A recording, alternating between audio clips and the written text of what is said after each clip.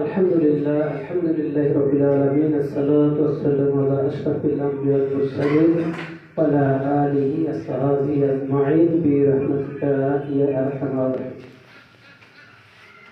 শুরুতেই সেই মহান আল্লাহর শুকরিয়া আদায় করছি, সকলে বলছি আলহামদুলিল্লাহ। দরুদ রাসূলের সাথে পড়ছি সাল্লাল্লাহু আলাইহি ওয়াসাল্লাম। 16 ডিসেম্বর বিজয় দিবস উপলক্ষে আয়োজিত আজকের এই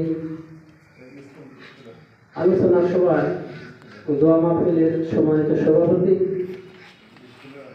এবং আমার সামনে অনেকে আছেন থানা ইউনিয়ন সভাপতি আলিউল ইসলাম এবং থানা সেক্রেটারি আমার স্নেহাস্পদ ফখরুল ইসলাম আলমেদিন,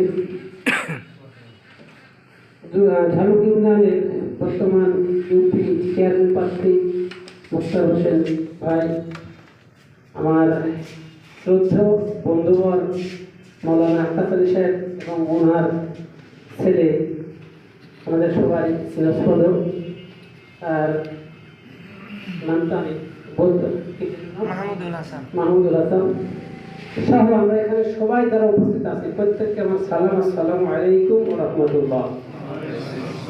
সম্মানিত উপস্থিতি, স্বাধীনতার ইতিহাস লম্বা ইতিহাস, এটাকে দীর্ঘায়িত করার মতো সময় এখন এই মুহূর্তে নেই। আমরা জানি 1757 সালে পলাশীর প্রান্তরে নবাব সিরাজউদ্দৌলার ইংরেজদের এবং এই ভারতের কিছু কুচক্রীর চক্রান্তের কারণে পতনের মধ্য দিয়ে